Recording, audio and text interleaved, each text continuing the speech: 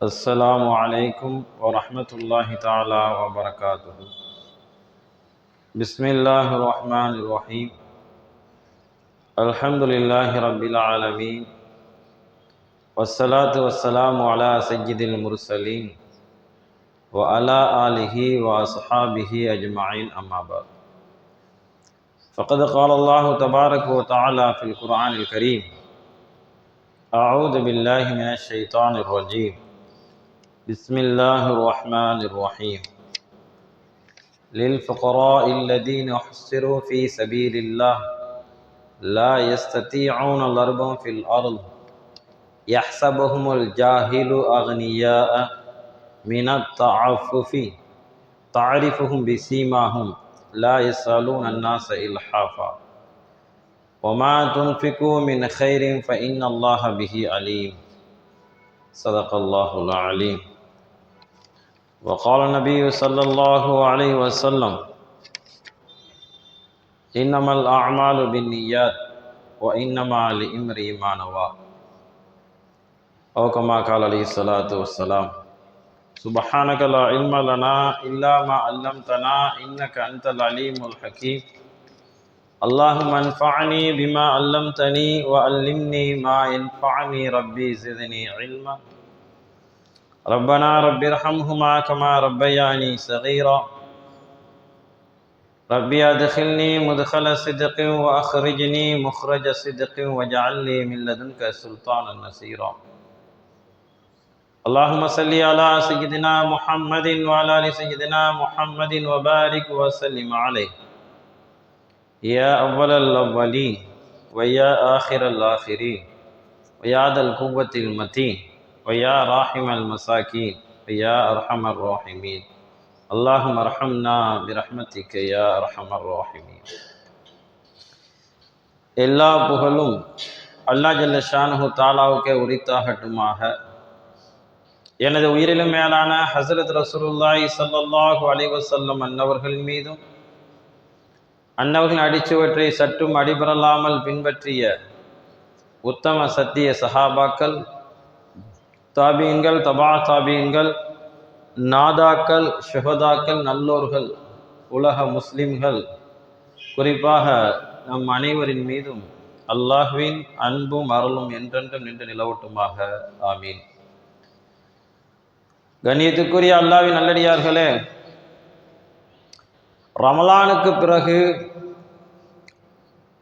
குறிப்பாக ரமலானுடைய விடுமுறைக்கு பிறகு பள்ளிவாசல்களில் மக்தப் மதரசாக்கள், பெண்கள் மதரசா, பொதுவாக பள்ளியிலே நடைபெறக்கூடிய மதரசாக்கள், ஆண்கள் மதரசா, ஆலிம் ஹாஃபிர்களை உருவாக்கக்கூடிய மதரசாக்கள் அனைத்தும் திறக்கக்கூடிய மாறமாக இருக்கிறது. ஒரு ஆண்டு காலம் கல்வி முடிவிற்று அடுத்த கல்வியாண்டு துவங்க இருக்கக்கூடிய ஒரு நாட்களை நாம் இருந்து வருகின்றோம். ஜூன் மாதத்தில் எப்படி பொது பள்ளிக்கூடங்கள் திறக்கப்படுகிற போது எவ்வளவு அக்கறை நாம் காட்டுகின்றோமோ, அதே போன்று ரமலானுக்கு பிறகு திறக்கப்படுகின்ற அந்த மக்தப் மதரசாக்கள், பெண்கள் ஆண்கள் மதரசாவிற்கு நாம் படிப்பதற்காக, ஓதுவதற்காக எவ்வளவு தூரம் நாம் ஆர்வம் காட்டி வருகிறோம் என்று சிந்திக்கக்கூடிய அந்த நாட்களிலே நாம் இருந்து கொண்டிருக்கின்றோம். பல்வேறு சிக்கல்களுக்கு உள்ளாகி இருக்கிற இஸ்லாமிய சமுதாயம் தன்னை சீர்படுத்தி கொள்ள வேண்டிய மிக முக்கியமான மோசமான காலகட்டத்திலே நாம் இருந்து வருகின்றோம். நம்மை சீர்படுத்திக் கொள்வதற்கு, நம்முடைய சந்ததியினர்கள் சீராகுவதற்கு மிக அடிப்படை தேவை மதரசா, குறிப்பாக மக்தப் மதரசா. இந்த மதரசாக்கள் தான் முஸ்லிம் சமுதாயத்தில் இனி வரும் காலம் தொற்று கியாமத் நாள் வரையிலும் இந்த தீனை கொண்டு செல்லக்கூடிய மிக முக்கிய பணியை செய்து வருகிறது. இஸ்லாம் இந்த உலகத்திற்கு கொடுத்த அற்புதமான பரிசு மதரசா. மற்ற சமுதாயத்தவர்களிடத்தில் இப்படி தொடர்படியாக மார்க்கத்தை கற்றுக்கொள்ளக்கூடிய ஒரு மதரசா வழிமுறை என்பது கிடையாது. அதனால்தான் முஸ்லிம் அல்லாத சமுதாயத்திலே அவருடைய வேதங்கள், உண்மையான கோட்பாடுகள் என்று எதுவும் கிடையாது. அவ்வப்போது ஏற்படுத்தி கொண்டது. தொடராக அவருடைய அந்த கற்றுக்கொள்ளுதல், ஆன்மீகம் சார்ந்த கற்றுக்கொள்ளக்கூடிய மதரசா போன்று எந்த ஒரு வழிவகையும் இல்லாததின் காரணமாக இன்று வரைக்கும் இது சரியான வேதம், எங்களுடைய வேதம், எங்களுடைய கோட்பாடு இதுதான் உண்மைத்தன்மை என்று முஸ்லிம் அல்லாத நபர்களிடத்திலே நாம் கேட்க முடியாது, அவர்களும் சொல்ல முடியாது. அப்படிப்பட்ட ஒரு உண்மையான வேதமாக எப்பொழுதும் கியாமத்து நாள் வரையும் நாம் சொல்லக்கூடிய நம்முடைய கோட்பாடுகளை உண்மையாக ஆணித்தரமாக சொல்லக்கூடிய ஒரு வழிமுறைகளை ஏற்படுத்தி தந்தது இந்த மதரசா. சொல்லப்போனால் மஸ்ஜிதின் நபவியிலிருந்து ஆரம்பித்தது இந்த மதரசா. எழுத படிக்க தெரியாத நிறைந்திருந்த அந்த காலகட்டத்திலே வாய்மொழியாக பள்ளிவாசலில் இருந்து கேட்ட விஷயங்கள் இன்றைக்கு நமக்கு ஷரியத் என்ற ரீதியிலே நாம் மார்க்க கண்ணோட்டத்தோடு அதை பார்க்கின்றோம். மதரசா உலகம் முழுவதும் மதரசாக்கள் தான் இந்த தீனை நிலைநிறுத்துகிறது. குறிப்பாக நம்முடைய இந்திய திருநாட்டில் சுதந்திரம் பெறுவதற்கு முன்பாக நாட்டின் பல பகுதிகளிலும் மதரசாக்கள் தான் தொடக்க பள்ளியாக இருந்திருக்கிறது. நீங்கள் வரலாறு படித்திருக்கலாம்.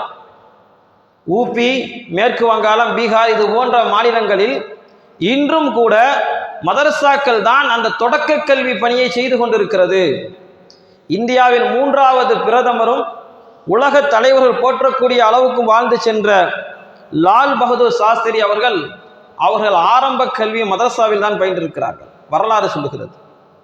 நாடு சுதந்திரம் பெற்று 70 ஆண்டுகளை கடந்துவிட்ட பின்பும் கூட இன்னும் வட மாநிலங்களில் மதரசாக்கள் தான் ஆரம்ப கல்வி பாடசாலையாக இருந்து வருகிறது. அதை தான் இன்று பிற்போக்குத்தனமாக வந்த ஆட்சியாளர்கள் ஒழிக்க வேண்டும் என்று சொல்லித் தருகிறார்கள். மதரசாக்களில் படித்தவர்கள் முஸ்லிம் அல்லாதவர்கள் ஏராளமானவர்கள் இருக்கிறார்கள். இன்று மதரசாக்களுடைய நிலைமை பலகீனமாக ஆனதின் காரணமாக இஸ்லாமிய சமுதாயத்தினுடைய கட்டமைப்பும் கொஞ்சம் குறைந்திருப்பது என்பதை நாம் சிந்திக்க கடமைப்பட்டிருக்கிறோம். வரக்கூடிய சந்ததியினருக்கு நாம் எப்படி ஷரியத்தை கொடுப்பது, வரக்கூடிய சந்ததியினருக்கு நாம் எப்படி இஸ்லாத்தை எடுத்துச் சொல்வது, மிக முக்கியமாக நம்முடைய பிள்ளைகள் குர்ஆன் ஆரம்பித்ததிலிருந்து தொழுகையினுடைய சட்டங்கள் மற்ற விவரங்கள் அனைத்தையும் படிக்கக்கூடிய அந்த மக்தப் மதரசா என்பது இந்த இஸ்லாத்தினுடைய சொல்லப்போனால் இஸ்லாம் வளர்வதற்குரிய மிக தூணாக இருந்து கொண்டிருக்கிறது. இன்று உலகம் முழுவதிலும் கல்வி கூடங்களுக்கு நிகராக மதரசாக்கள் இருக்கிறது. ஏதோ வெறுமனே ஷரியத்துடைய மட்டும் ஆன்மீக கல்வி மட்டுமல்ல, நிறைய மதரசாக்களிலே ஒரு காலத்திலே எங்களுடைய உஸ்தாதுமார்கள் சொல்வார்கள், நீடூரில் மதரசா இருக்கிறது, அந்த மதரசாக்களில் எல்லாம் அங்கே கிட்டத்தட்ட ஹோமியோபதி மருத்துவம் கற்றுக் கொடுக்கப்பட்டிருக்கிறது. சில மதரசாக்களில் அக்குபஞ்சர் மருத்துவங்கள் கற்றுக் கொடுக்கப்பட்டிருக்கிறது. இப்படி எத்தனையோ மதரசாக்களில் அறிவியல் துறை சம்பந்தப்பட்ட விஷயங்கள் கற்றுக் கொடுக்கப்பட்டிருக்கிறது. மதரசாக்கள் என்பது இந்த நாட்டிற்கு பெருமை சேர்த்த விஷயங்களில் ஒன்று. எத்தனையோ பெரும்பெரும் தலைவர்கள் மதரசாக்களில் தான் தொடக்க கல்வியை பயின்றிருக்கிறார்கள். நாமும் இன்றளவுக்கு நம்முடைய இஸ்லாமிய கோட்பாடுகள் புதைந்து போகாமல் நம்முடைய குர்ஆனுடைய வேதம் இன்றளவுக்கும் அது பரிசுத்தமானதாக தொடர்படியாக நம்முடைய ஓதக்கூடிய வாய்ப்பை நாம் பெற்றிருக்கிறோம் என்று சொன்னால் அதற்கு மதரசா மிக முக்கிய காரணம். இந்த பெருமைக்கெல்லாம் மூல காரணம் யாரு தெரியுமா? நமது உயிரினும் மேலான பெருமானார் ஸல்லல்லாஹு அலைஹி வஸல்லம் அவர்கள்தான். மஸ்ஜிதின் நபவியிலே அந்த பள்ளிவாசலிலே ஒரு திண்ணையிலே மதரசாவை ஆரம்பித்தார்கள். நாமெல்லாம் அடிக்கடி கேள்விப்பட்டிருக்கலாம், அஸ்ஹாபு சுஃபா, திண்ணை தோழர்கள். இன்றைய ஜும்மாவிலே திண்ணையில் வளர்ந்த தீன் கல்வி என்ற தலைப்பின் கீழ் தான் நாம் சிந்திக்க இருக்கிறோம். பள்ளிவாசலின் ஓரத்தில் இருக்கக்கூடிய ஒரு திண்ணையில் தான் இந்த தீன் கல்வி வளர்ந்தது. மஸ்ஜித் நபவியினுடைய ஒரு பகுதி திண்ணையாக இருந்தது. அந்த திண்ணையிலே சில சஹாபாக்கள் இருப்பார்கள். அவர்களுக்கு அஸ்ஹாபு சுஃபா என்று சொல்லப்படும் திண்ணை தோழர்கள். அவர்களுக்கு குடும்பம் கிடையாது, அவர்களுக்கு வியாபாரம் தொழில்துறை கிடையாது. எந்நேரமும் சதா காலமும் பெருமானார் ஸல்லல்லாஹு அலைஹி வஸல்லம் அவர்களிடத்திலே இருந்து அந்த திண்ணையிலே இருந்து பள்ளிவாசலில் இருந்து தீனை கற்றுக்கொள்ளக்கூடிய பணியை செய்தார்கள்.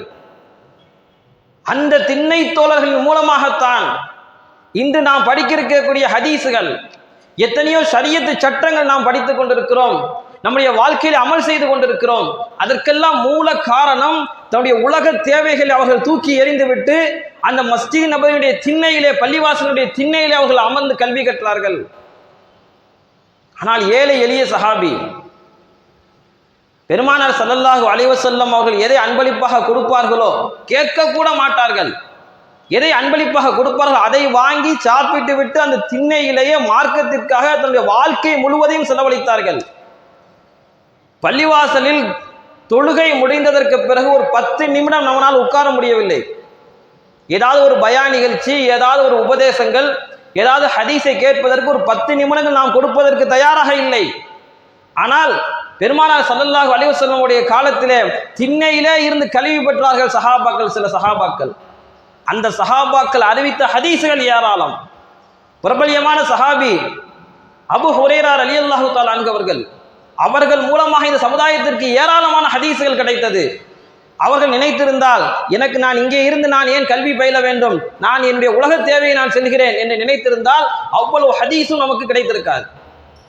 ஒரு சில பேருடைய தியாகங்கள் தான் சமுதாயத்தினுடைய வளர்ச்சி. குடும்பத்தில் ஒரு சில பேருடைய தியாகம் தான் அந்த குடும்பத்தினுடைய வளர்ச்சி. தியாகம் செய்ய தயாராக இருந்தால் மட்டுமே வளர்ச்சியை நாம் பெற முடியும். யாரும் தியாகம் செய்யவில்லை, வளர்ச்சியை நாம் எதிர்பார்க்கிறோம், நிச்சயமாக கிடைக்காது. பெருமானார் ஸல்லல்லாஹு அலைஹி வஸல்லம் அவர்கள் அந்த திண்ணை தோழர்களை தட்டி கொடுத்து அவர்களுக்கு நிறைய உபதேசம் செய்வார்கள். அடிக்கடி ஷரியத்துடைய விஷயங்களை சொல்லிக் கொடுப்பார்கள். அது மட்டுமல்ல, திண்ணை தோழர்களுக்கு உதவி செய்வார்கள். யாரெல்லாம் ஏழைகளாக, குடும்பங்கள் இல்லாமல், செல்வங்கள் இல்லாமல் சதா காலமும் திண்ணையிலே இருந்து கல்வி பயின்றார்களோ அவர்களுக்காக மற்ற சஹாபாக்கள் உதவி செய்வார்கள். ஒரு சஹாபி திண்ணை தோழர்கள் இருந்து 2-3 பேர் என்ன செஞ்சுக்கிறாங்க, உணவுக்காக பொறுப்பெடுத்துக் கொள்வார்கள். இப்படியெல்லாம் பொறுப்பெடுத்து அவர்கள் ஷரியத்தை படிக்க வேண்டும், அவர்கள் கல்வி கற்றுக்கொள்ள வேண்டும் என்பதற்காக மற்ற சஹாபா பெருமக்கள் அவர்களுக்கு உதவியாக இருந்தார்கள். அதனால்தான் அல்லாஹ் ஜல்ல ஷானு தஆலா குர்ஆனுடைய வசனத்திலே சொல்லுவான், லில் ஃபுகரா இல்லதீன உஹ்ஸரு ஃபீ சபீலில்லாஹ் லா யஸ்ததீஉன லர்பு ஃபில் அர்ல். பூமியிலே உலகத்திலே சென்று அவர்கள் சுற்றி திரிந்து அவர்களுடைய வாழ்வாதாரத்திற்குரிய விஷயங்களை தேட முடியாமல், தேடாத நிலையில் அல்லாஹ்வுடைய பாதையிலே தன்னை முழுமையாக அர்ப்பணித்துக் கொண்டார்களே, அந்த ஏழைகளுக்கு உங்களுடைய தர்மத்தை நீங்கள் வணங்குங்கள், அவர்களுக்கு தான் உரியது என்று அல்லாஹ் ஜல்ல ஷானஹு தஆலா வசனத்திலே குறிப்பிடுகின்றான். யாருக்கு தர்மம் கொடுக்கணும்? தர்மம் எல்லாத்துக்கும் கொடுக்கலாம். ஆனால் மிகச்சிறந்தது சதாகாலமும் அல்லாஹ்வுடைய பாதையிலே இருந்து கொண்டிருக்கிறார். எந்த தேவைக்கான உலகத்துடைய ஆதாயத்துக்கான செல்லல, அல்லாஹ்வுடைய பாதையிலே இருக்கிறார், ஷரியத்தை கற்றுக்கொள்வதற்காக சென்றிருக்கிறார். இப்படிப்பட்ட நபருக்கு நீங்கள் என்ன செய்யுங்கள், தர்மத்தை செலவிடுங்கள். ஆனால் சில அல்லாஹ் குர்ஆனுடைய அந்த வசனத்தில் தொடரா சொல்லி காட்டுகின்றான், யஹ்ஸபுஹுமுல் ஜாஹிலு அக்னியா மினத் தஅஃஃபுஃபி. அவர்கள் பேணுதலின் காரணமாக என்ன செய்ய மாட்டாங்க, கேட்க மாட்டார்கள். அவங்க என்ன செய்வாங்க, பேணுதலின் காரணமாக பிறட்ட போய் கேட்க மாட்டாங்க. அதை வைத்துக்கொண்டு அவர்கள் செல்வந்தர்கள் என்று நினைத்துக் கொள்வார்கள். அதை அவர்களை அறியாதவர்கள் சில பேர் இருக்கிறாங்க, தங்களுடைய தேவைகளை சொல்லி வாங்கிக்கிறவங்க. சில பேர் இருக்கிறாங்க, சொல்ல மாட்டாங்க, பேணுதலின் காரணமாக எனக்கு சிரமமா இருக்குது, கஷ்டமா இருக்குன்னு சொல்ல மாட்டாங்க. அதனால என்ன நினைத்துக் கொள்கிறார்கள் மற்றவர்கள், இவர்களுக்கு தேவையே இல்லை போல தெரிகிறது, இவங்க எல்லாம் வசதியா இருக்கிறாங்க, நம்ம கொடுக்க தேவையில்லை என்று நினைத்துக் கொண்டிருக்கிறார்கள். அல்லாஹ் ஜல்ல ஷானஹு தஆலா இந்த வசனத்திலே திண்ணை தோழர்களை பற்றி சொல்கின்றான். திண்ணை தோழர்கள் எப்படிப்பட்டவர்கள் சொன்னால், எந்த விதம் சாப்பாட்டுக்கு வழி இருக்காது, ஆனால் என்ன செய்ய மாட்டாங்க, கேட்க மாட்டாங்க, எனக்கு வேணும்னு கேட்க மாட்டாங்க. அந்த அளவுக்கு பேணுதலாக இருந்தவர்கள். அவர்களை நீங்கள் அடையாளம் காண வேண்டும் என்று சொன்னால் அல்லாஹ் இந்த அடையாளத்தான் சொல்றான். அவங்க எங்களுக்கு தேவை இருக்குதுன்னு கேட்க மாட்டாங்க, யாருக்கிட்ட போய் ரொம்ப வருந்தி கேட்க மாட்டாங்க, எனக்கு உதவி செய்யுங்கன்னு என்ன செய்ய மாட்டாங்க, ரொம்ப நிர்பந்திக்க மாட்டாங்க. அப்படிப்பட்ட நபர்களுக்கு தர்மத்தை நீங்கள் கொடுங்கள் என்று அல்லாஹ் ஜல்ல ஷானஹு தஆலா சொல்லி காட்டுகின்றார். அப்ப திண்ணை தோழர்கள் எப்படிப்பட்டவர்கள் என்று வசனம் சொல்கிறது. பெருமானார் ஸல்லல்லாஹு அலைஹி வஸல்லம் அவர்கள் சொல்லி காட்டுகிறார்கள், அவர்கள் பிறரிடம் தன்னுடைய தேவையை கேட்க மாட்டார்கள். மஸ்ஜித் நபவியிலே இருந்து பெருமானார் ஸல்லல்லாஹு அலைஹி வஸல்லம் அவர்கள் சொல்லித்தரக்கூடிய அந்த ஹதீஸ்களையும் ஷரியத் சார்ந்த விஷயங்களையும் கற்றுக்கொள்வதே பிரதானமாக இருந்து வந்தார்கள். அவருடைய எண்ணிக்கை என்று பார்க்கும் பொழுது கிட்டத்தட்ட 400 அல்லது 400க்கு மேற்பட்டவர்கள் என்று வரலாறுகளை எழுதுகிறார்கள். அதாவது ஒட்டுமொத்தமாக திண்ணை தோழர்கள் என்று அங்கே வந்து இருந்தவர்கள் சென்றவர்கள் எல்லாம் சேர்த்து 400 அல்லது 400க்கு அதிகமானது. ஆனால் அங்கே கூட்டம் கூடும் பொழுது திண்ணை தோழர்களாக இருந்து கல்வி பயிலும் பொழுது 10 நபரும் இருந்திருக்கிறார்கள், 50 நபரும் இருந்திருக்கிறார்கள், 70 நபரும் இருந்திருக்கிறார்கள். சில நேரங்களில் திண்ணை தோழர் என்ன செய்வாங்க, சில பேர் வெளியில போயிடுவாங்க, வேறு ஏதாவது வேலைக்கு போயிடுவாங்க. பெரும்பாலான நேரங்களில் மஸ்ஜித் நபவியிலே அவர்கள் ஷரியத்தை படித்துக் கொள்வதற்காக எந்த வேலையும் செய்யாமல் தியாகம் செய்திருக்கிறார்கள். கொஞ்சம் நாம் யோசித்து பார்க்கிறோம். பள்ளிவாசலிலே கிடந்து மார்க்கத்தை கற்று பிறகு அவர் தங்களுடைய சுக துக்கங்களை எல்லாம் விடுத்து உலக தேவைகளை எல்லாம் கொஞ்சம் ஓரம் கட்டி வைத்து இவ்வளவு தூரம் நம்ம பாதுகாப்பா ஷரியத்தை நம்ம கையில கொண்டாந்து கொடுத்துருக்கிறான். எவ்வளவு பெரிய ஒரு தியாகம், திண்ணை தோழர்களுடைய தியாகம். அவருடைய பணி என்று பார்க்கும் பொழுது ஸல்லல்லாஹு அலைஹி வஸல்லம் அவங்க என்ன சொல்றாங்களோ அந்த கட்டளைக்கு அடிபணிவாங்க. ஸல்லல்லாஹு அலைஹி வஸல்லம் என்ன ஹதீஸை சொல்றாங்களோ அதை என்ன செஞ்சுக்கிறாங்க, மனனம் விட்டுக் கொள்வாங்க. போர் என்று வந்து விட்டால் அந்த திண்ணை தோழர்கள் யார் போர் செய்வதற்கு சக்தி படைத்திருக்கிறார்களோ அவங்க மட்டும் என்ன செய்வாங்க, போருக்கு செல்வார்கள், மற்றவர்கள் இங்கே இருந்து கொள்வாங்க. இப்படியாக திண்ணை தோழர்கள் இருக்கிறார்களே, இந்த சமுதாயத்திற்கு தியாகத்தின் மிகப்பெரிய தியாகம் கல்வி தியாகம். ஷரியத்தை கொண்டு வந்து சேர்த்தார்கள், ஏராளமான ஹதீஸுகளை அவர்கள் தான் அறிவித்தார்கள். பிரபல்யமான சஹாபி என்று பார்க்கும் பொழுது அபூ ஹுரைரா ரலியல்லாஹு தஆலா அன்ஹு அவர்கள், சஅத் இப்னு அபீ வக்காஸ் ரலியல்லாஹு தஆலா அன்ஹு அவர்கள், இவர்களெல்லாம் மிக சிறந்த சஹாபியாக பின்னாளுடைய காலத்தில் அவர்கள் வாழ்ந்து சென்றிருக்கிறார்கள். திண்ணை தோழர்கள் அவருடைய நிலைமை எப்படிப்பட்ட நிலைமை தெரியுமா, மிகவும் ஏழ்மை. எந்த அளவுக்கு ஏழ்மை, யாராவது பசிக்கும், யாராவது சாப்பாடு கொண்டு வந்தால் தான் எனக்கு சாப்பிட முடியும். பெருமானார் ஸல்லல்லாஹு அலைஹி வஸல்லம் என்ன செய்வாங்க அப்படின்னா, ஏதாவது அன்பளிப்பு வந்துச்சு அப்படின்னா திண்ணை தோழர்களுக்கு கொடுத்து விட்டுருவாங்க. அப்படி இல்லைன்னா வீட்டுக்கு அன்பளிப்பு வந்து விட்டால் திண்ணை தோழர் எல்லாரையும் வரவழைத்து கொடுப்பார்கள். அவருடைய உடை எப்படி இருந்தது ஹதீஸில் நாம் பார்க்கிறோம். அஸ்ஹாபு சுஃபா என்று சொல்லக்கூடிய எந்நேரம் தீன் கல்வியை கற்றுக்கொண்ட நபர்களுடைய அந்த உடை எப்படி இருந்தது, அவருடைய உடை கீழாடை மட்டும்தான் இருந்திருக்கிறது, மேலே போடுறதுக்கு ஆடை இல்லை. அப்ப என்ன செய்திருக்கிறார்கள், கீழாடையை பெருசா கொஞ்சம் நீளமான ஒரு ஆடை இருக்கும், அந்த ஆடை என்ன செஞ்சுக்கிடுவாங்க அப்படின்னா அப்படியே கீழே அந்த ஆடையை அணிந்து கொண்டு கழுத்திலே கட்டி கொள்வார்கள், கழுத்திலே கட்டி கொள்வார்கள். அதன் காரணமாக ஹதீஸிலே வருகிறது, சில பேருக்கு முட்டுக்கால் வரை இருக்கும், ஏன்னா மேலே ஏற்றி கட்டுறதுனால, சில பேருக்கு கரண்டை வரை இருக்கும். அதை கட்டி கொண்டு அவர்கள் தங்களுடைய மறைவிடத்தை அங்கெங்கே அவுரத்து மறைக்க வேண்டிய பகுதி தெரிந்திருமோ என்று பயந்த நிலைமையில தன்னுடைய கைகளை வைத்து மறைத்து கொண்டு இருப்பார்களாம். அப்ப எந்த அளவுக்கு திண்ணை தோழர்கள் சிரமப்பட்டிருக்கிறார்கள். கொஞ்சம் நாம் யோசிக்கிறோம், அல்லாஹ் நமக்கு உடையுடைய விஷயத்தில் எவ்வளவு வழங்கியிருக்கிறான். நம்முடைய குடும்பத்தில் நம்முடைய மனைவி மக்களுக்கு நம்முடைய குழந்தைகளுக்கு அல்லாஹ் எவ்வளவு கொடுத்திருக்கிறான். திண்ணை தோழர்களுடைய நிலைமை மிகவும் மோசம். இந்த நிலைமையில் இருந்து கொண்டு கல்வி பயின்றார்கள், பசி பட்டினியோடு இருந்திருக்கிறார்கள். அபூ ஹுரைரா ரலியல்லாஹு தஆலா அன்ஹு அவர்கள் சொல்லுவார்கள், நான் பசியின் காரணமாக வயிற்றை அமுக்கி என்ன செய்திருக்கிறேன், தரையில் அமுக்கி படுத்திருந்திருக்கிறேன், பசியின் காரணமாக வயிற்றிலே கல்லை கட்டி சமாளித்திருக்கிறேன் என்று அபூ ஹுரைரா ரலியல்லாஹு தஆலா அன்ஹு சொல்வார்கள். இந்த நேரத்தில் நாம் சொல்ல வேண்டிய ஒரு செய்தி இருக்கிறது. பசின்னு யார் வந்தாங்கன்னா தயவு செய்து உணவு கொடுத்துருங்க. பசின்னு கேட்டாங்கன்னா உணவு கொடுத்துருங்க. பசி இருக்கிறே தாங்கவே முடியாது, ரொம்ப கஷ்டம், ரொம்ப கஷ்டம். நம்ம எங்கேயாவது வெளியூருக்கு போகும்போது தெரியுது. ஒரு சில நாட்களுக்கு முன்னாடி நான் வெளியூருக்கு போயிருக்கும் போது கடுமையான பசி, கடுமையான பசி. இப்போ இந்த பசியுடைய நேரம் வரும்பொழுது தான் அது தெரிகிறது. யாராவது பசின்னு வரும் பொழுது எவ்வளவு சிரமமாக இருக்கும் என்பதை அல்லாஹ் உணர்த்தினான். இப்போ பசின்னு யார் வந்தாங்க அப்படின்னா அவங்களுக்கு உணவளிங்க. பெரிய பிரியாணிலாம் ஆக்கி போடணும்னு அவசியம் இல்லை. நம்மளால் என்ன முடிகிறதோ, நம்ம வீட்டில் என்ன இருக்குதோ எடுத்து கொடுக்கலாம் தாராளமாக. அப்போ அவ்வளவு பசியாக கல்லை கட்டி கொள்ளக்கூடிய அளவிற்கு சஹாபா பெருமக்களுக்கு பசி இருந்திருக்கிறது. அல்லாஹ் நம்மளை எவ்வளோ தூரம் வைத்திருக்கிறான், எவ்வளவு வகையான சாப்பாடுகள் நாம் சாப்பிட்டு கொண்டு இருக்கிறோம். அல்ஹம்துலில்லாஹ். அல்லாஹ் ஜல்ல ஷானஹு தஆலா கியாமத் நாள் வரையும் நம்முடைய சந்ததிகளுக்கு எந்த விதமான உணவு கஷ்டமும் இல்லாமல் மிக அவனுடைய ரிஸ்கை முழுவதுமாக நிரப்பமாக நம்முடைய சந்ததியினருக்கு அள்ளி அள்ளி வாரி வாரி வழங்கி அருள் புரிவானாக. ஆமீன். சஹாபா பெருமக்கள் கற்களை கட்டி கொண்டு பசியை சமாளித்திருக்கிறார்கள். குறிப்பாக அபூ ஹுரைரா ரலியல்லாஹு தஆலா அன்ஹு அவர்கள் ஒரு நேரத்தில் அவங்களுக்கு கடுமையான பசி. அபூ ஹுரைரா ரலியல்லாஹு தஆலா கடுமையான பசி. என்ன செய்கிறாங்க? வெளியில் போகிறாங்க. வெளியில் போய் நபி ஸல்லல்லாஹு அலைஹி வஸல்லம் சஹாபாக்கள்லாம் பள்ளிவாசலுக்கு வரக்கூடிய பகுதியில் போய் உட்கார்ந்துக்கிறாங்க. அப்போ தான் அவளை சந்திக்கலாம் உட்கார்ந்து கொண்டு இருக்கிறார்கள். அந்த நேரத்தில் அபூபக்கர் சித்திக் ரலியல்லாஹு தஆலா அன்ஹு அவங்க வர்றாங்க. வந்த உடனே அபூ ஹுரைரா ரலியல்லாஹு தஆலா அன்ஹு அவங்கள்ட்ட போய் பேச்சு கொடுக்குறாங்க. பேச்சு கொடுத்து கேட்குறாங்க, இந்த வசனத்துக்கு என்ன அர்த்தம் தெரியுமா அப்படின்னு கேட்குறாங்க. இப்படி பேச்சு நடக்குது. அவங்க சொல்லிட்டு போயிடுறாங்க. அபூ ஹுரைரா ரலியல்லாஹு தஆலா அன்ஹு என்ன நினைச்சாங்க அப்படின்னா, அபூபக்கர் சித்திக் ரலியல்லாஹு தஆலா அன்ஹு அவங்க ஏதாவது நமக்கு என்ன செய்வாங்க, உணவு ஏற்பாடு செய்வாங்க, நம்முடைய உணர்வுகளை புரிஞ்சு கொண்டு சாப்பிட்றீங்களான்னு கேட்பாங்க அப்படின்னு நினைச்சாங்க. ஆனால் வேற பேச்சை பேசிட்டு அவங்க போயிட்டாங்க. மறுபடியும் அதே இடத்துல உட்கார்ந்துருக்கிறாங்க அபூ ஹுரைரா ரலியல்லாஹு தஆலா அன்ஹு அவங்க. அடுத்து உமர் ரலியல்லாஹு தஆலா அன்ஹு அவங்க வர்றாங்க. உமர் ரலியல்லாஹு தஆலா அன்ஹு அவங்க பேச்சு கொடுக்குறாங்க அபூ ஹுரைரா ரலியல்லாஹு தஆலா அன்ஹு அவங்க. இந்த வசனத்துக்கு அர்த்தம் என்ன தெரியுமா, இந்த பொருள் என்னன்னு கேட்குறாங்க. கேட்டு முடிச்சு பேசிட்டு உமர் ரலியல்லாஹு தஆலா அன்ஹு அவங்க கடந்து போயிடுறாங்க. அப்போ இவங்க நினைக்கிறாங்க, உமர் ரலியல்லாஹு தஆலா ஏதாவது பேசி நம்ம உணவுகளை வாங்கி கொள்ளலாம் நினைச்சோம், முடியலையே.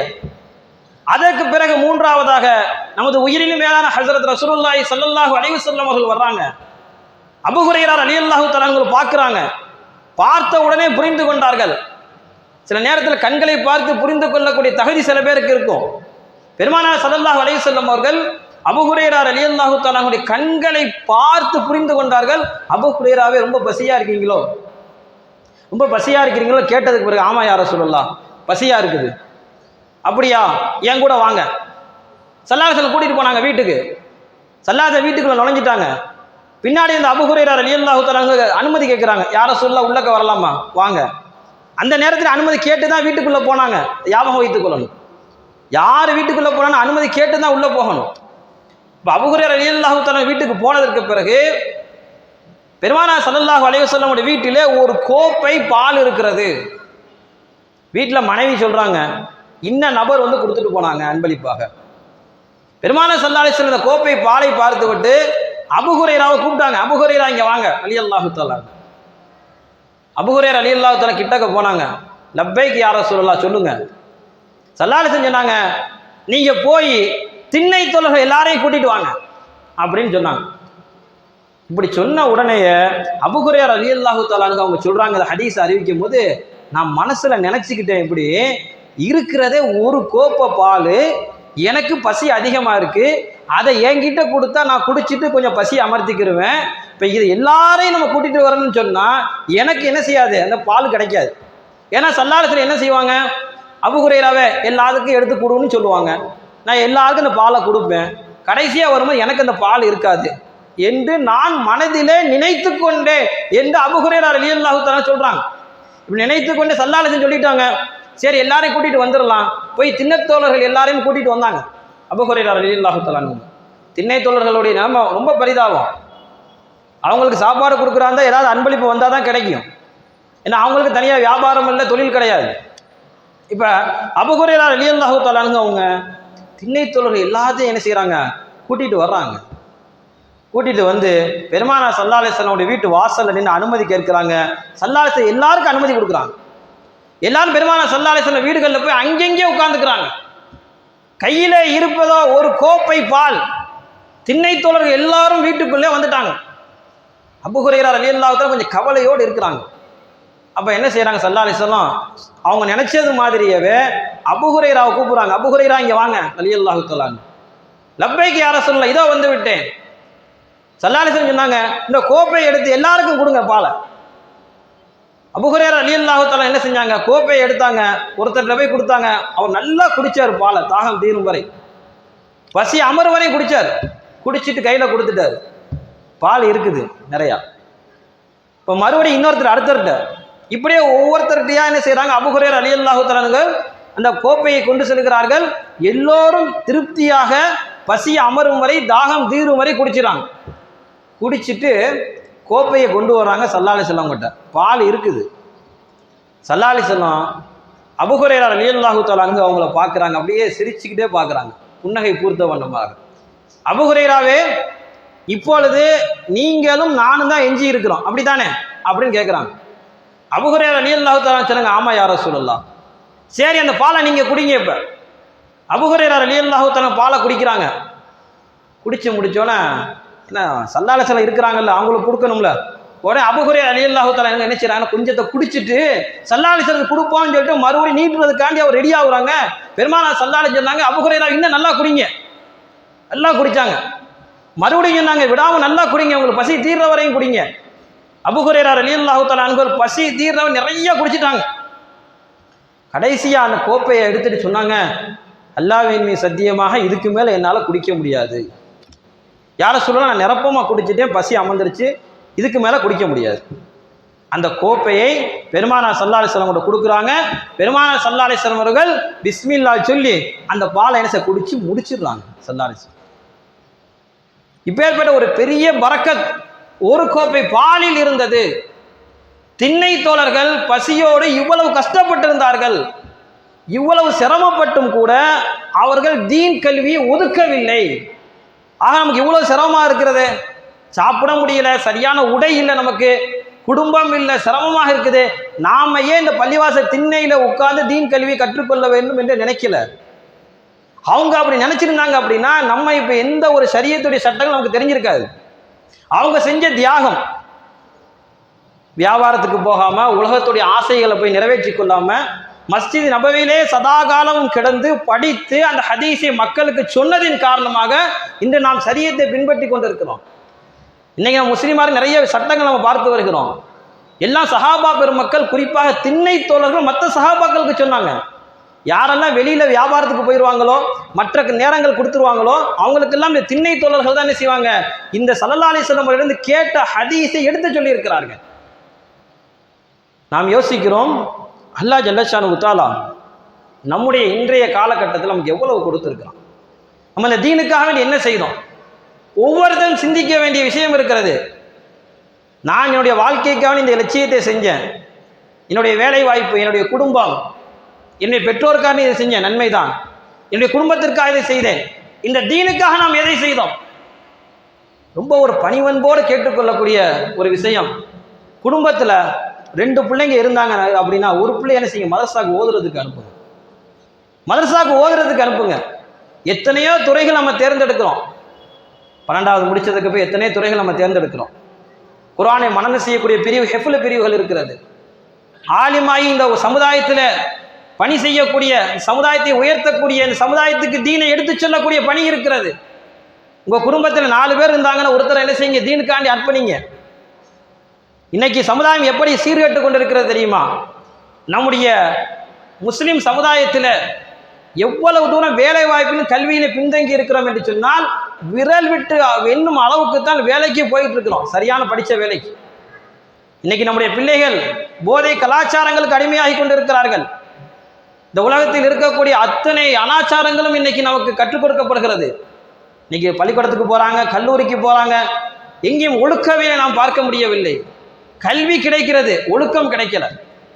இந்த சமுதாயத்தை நாம் சிந்திக்க வேண்டிய செய்தி, என்னுடைய குடும்பத்தில் நான் ஒரு ஆள் என்ன செய்வேன், ஹாஃபில் ஆலிமா ஆக்குவேன். என்னுடைய பிள்ளைகளை நான் மக்தப் மதரசாவுக்கு அனுப்புவேன். என்னுடைய பெண் பிள்ளைகளை முபல்லிகா ஆலிமாக்களாக நான் ஆக்குவேன். இதுவெல்லாம் இந்த தீனுக்கு செய்யக்கூடிய, நமக்கு தீனுக்கு செய்யக்கூடிய ஒரு கடமை. இன்னைக்கு நம்ம உருவாக்கிட்டு போனா தான் நீ அடுத்து வரக்கூடிய சமுதாயத்திற்கு அந்த தீனை எடுத்து சொல்லக்கூடிய பிள்ளைகளாக இருக்கும். இப்படியே யாரையும் நம்ம உருவாக்கல அப்படின்னா இந்த தீனை எடுத்து சொல்லக்கூடிய ஆலிம்கள் இருக்க மாட்டாங்க, ஹாஃபிகள் இருக்க மாட்டாங்க, ஆலிமாக்கள் இருக்க மாட்டாங்க. பெருமானார் ஸல்லல்லாஹு அலைஹி வஸல்லம் அவர்கள் தன்னுடைய சஹாபாக்களுக்கு இந்த தீனை தான் வாரிசாக விட்டுட்டு போனாங்க. ஸல்லல்லாஹு அலைஹி வஸல்லம் கடைசி வரையும் பெரிய ஒரு காசு பணத்தெல்லாம் இந்த விட்டுட்டு போகல, பெரிய சொத்து சோகத்தை விட்டுட்டு போகல. ஷரியத்தை, இந்த மார்க்கத்தை, இந்த தீனை தான் இந்த நம்முடைய சமுதாயத்திற்கு, இந்த உம்மத்திற்கு விட்டு சென்றார்கள். இந்த உலகத்தில் இருக்கக்கூடிய எல்லா கல்வியும் அழிஞ்சு போயிடும், இந்த உலகத்தில் இருக்க எல்லா விஷயங்களும் அழிஞ்சு போயிடும். குர்ஆனை ஹதீஸையும் யார் படித்து அமல் செய்கிறார்களோ நாளைக்கு மறுமையில் அதுதான் அவர்களுக்கு பயன் தரக்கூடியதாக இருக்கிறது. இன்னைக்கு நம்முடைய சிறு பிள்ளைகள் டிவிகளிலும் செல்போனிலும் விழுந்து சீரழிந்து கொண்டிருக்கிறது. சின்ன பிள்ளைகள் கூட எல்லார் வீட்டிலையுமே இருக்குது. சின்ன பிள்ளைகள் கூட அந்த டிவியில் போடக்கூடிய பாட்டுக்கு டான்ஸ் ஆடுது, பாட்டை என்ன செய்யுது, உன்னிப்பாக கவனித்து கேட்குது. மக்தப் மதரசாக்கள் பலகீனமாக இருக்குது. மக்தப் மதரசாவுக்கு அனுப்பி குர்ஆனை கற்றுக்கொள்ளக்கூடிய அந்த விஷயம் பலகீனமாக இருக்கிறது. அதனால பள்ளிவாசல் நடக்கக்கூடிய மக்தப் மதரசா நீங்கள் என்ன செய்யுங்க, பலப்படுத்துங்க. 8வது படித்து முடித்த நபர்கள் நம்ம பிள்ளைகளை தஸ்கீல் பண்ணுற ஒவ்வொரு வருஷம் நம்ம மஹல்லாவில் நம்ம மதரசாவில் ஓதுன பிள்ளைங்களை கூப்பிட்டு 8வது முடித்ததுக்கு பிறகு நீ மதரசாவுக்கு போய் ஒரு ஆலிமாகு, மதரசாவுக்கு நீ ஒரு ஹாஃபிலாகு. இப்பெல்லாம் மதரசாவுடைய கல்வி 2 கல்வி சேர்ந்து பயிலக்கூடிய நிறைய மதரசாக்கள் வந்து விட்டது. நம்முடைய உலக கல்விக்கு இடைஞ்சல் இல்லாமல் 2 கல்வி படிக்கக்கூடிய வழிமுறை நிறைய வந்து விட்டது. காரணம் நம்ம என்ன யோசிக்கிறோம் அப்படின்னா, சமுதாயம் யோசிக்கிறது ஆலிமாகிவிட்டால் கொஞ்சம் பொருளாதாரத்தில் பின்தங்கி இருக்க வேண்டிய சூழ்நிலை ஏற்படுமே, ஆலிமாகிவிட்டால் ஹாஃபில் ஆகிவிட்டால் ஏதாவது ஒரு பள்ளிவாசலிலே இமாமாக இருக்க வேண்டும், ஏதாவது மதரசாவிலே உஸ்தாதாக இருக்க வேண்டும், குறைவான சம்பளம் இருக்கும் என்பதை பற்றி நாம் சிந்தித்துக் கொண்டிருக்கிறோம். நிச்சயமாக சத்தியமாக இந்த உலகத்தில் வேண்டுமானாலும் கொஞ்சம் சிரமமாக இருக்கலாம், ஆனால் மறு உலகத்திலே மிகப்பெரிய அந்தஸ்து ஆலிம் ஹாஃபில்கள் தான் இருக்கிறது. அதனால் பிள்ளைகள் என்ன செய்யுங்க, நல்லா ஹாஃபில்களை ஆக்குங்க, ஆலிம்களாக ஆக்குங்க. தனக்கு பின்னாடி நம்ம மௌத்தா போனதற்கு பிறகு தன்னுடைய பிள்ளையை நம்ம மறந்தே போயிடுறாங்க, பெற்றோரை மறந்து போயிடுறாங்க. பெற்றோரை நினைத்து துவா செய்யக்கூடிய பிள்ளைகளாக நம்ம ஆக்கணும். வரக்கூடிய சமுதாயம் எப்படி வருகிறது என்று சொன்னால் மிகவும் மோசமான காலகட்டத்தில் நாம் இருந்து கொண்டிருக்கின்றோம். போதைக்கு அடிமையாக இருக்கிறார்கள், மற்ற அத்தனை எதுவெல்லாம் தீமையான காரியமோ அத்தனைக்கு அடிமையாகி கொண்டிருக்கிறார்கள். நம்ம வீட்டு பிள்ளைங்க தான். நாம் சரியான நேரத்தில் அவங்களுக்கு திருப்பு முறைமையாக நாம் வழிகாட்டவில்லை என்று சொன்னால் பிறகு அவர்கள் வளர்ந்து வரக்கூடிய சூழ்நிலையில் பெற்றோர்களாய் நம்மளை மதிக்கவே மாட்டாங்க. சில இடங்களில் ரொம்ப தூரத்தில் இருந்து என்ன செய்கிறாங்க, பள்ளிவாசல் மதரசாக்காக வேண்டி வர்றாங்க. எங்கள் வீடு ரொம்ப தொலைவில் இருக்குது, யாருமே இல்லை. சில பேர் கேட்குறாங்க, அதில் நீங்கள் வீட்டில் வந்து ஓதி கொடுக்குறதுக்கு முடியுமா, ரொம்ப தொலையாக இருக்குது, பிள்ளைகளை அனுப்ப முடியல, இப்படிலாம் சில பேர் கேட்குறாங்க. அதே நேரத்தில் இந்த கோணத்தை நம்ம பார்க்குறோம், பள்ளிவாசலுக்கு பக்கத்திலே இருக்கிறாங்க, ஆனால் பிள்ளைகளை மதரசாவுக்கு அனுப்புறதில்லை, மக்தப் மதரசாவுக்கு அனுப்புறதில்லை. ரொம்ப வேண்டி விரும்பி உங்களிடத்தில் நான் கோரிக்கையை வைக்கிறேன், பள்ளிவாசல் எங்கெங்கெல்லாம் இருக்குதோ அந்தந்த முஹல்லாவில் உள்ளவங்க பிள்ளைகளை மக்தப் மதரசாவுக்கு சரியாக அனுப்புங்க. ஸ்கூலுக்கு எப்படி நம்ம லீவு போட மாட்டோமோ அதே மாதிரி மதரசாவுக்கு லீவு போடாமல் அனுப்புங்க. அல்லாஹ்வுடைய பெரிய கிருபை, நம்முடைய தேவகோட்டையில் எல்லா பள்ளிவாசலும் பெண்கள் மதரசா நடக்கிறது. முபல்லியா முஅல்லமாவுடைய பட்டம் பெறக்கூடிய மாணவிகள் உள்ள பாடத்திட்டங்கள் நடக்கிறது. அந்த கோர்ஸுகள் நீங்கள் என்ன செய்யுங்க, பிள்ளைங்களை சேர்த்து விடுங்க. இது போக நம்முடைய பிள்ளைகளை நம்முடைய தமிழ்நாடு முழுவதும் நல்ல மதரசாக்கள் இருக்கிறது, அவங்களை அனுப்பி ஆலிம் ஹாஃபில்லாக ஆக்குங்க. அல்லாஹ் ஜல்லஷானு தஆலா நம்முடைய சமுதாயத்தை அடுத்த இலக்குகளை நோக்கி போக வேண்டும் என்று சொன்னால் அதற்கு தீனை நாம் என்ன செய்யணும், அடுத்து கொண்டு போகணும். அப்படிப்பட்ட இளைய சமுதாயமாக நம்முடைய சமுதாயத்தை ஆக்கி அருள் புரிவானாக. ஆமீன். வாஹிர் தவான் அல்ஹம்துலில்லாஹி.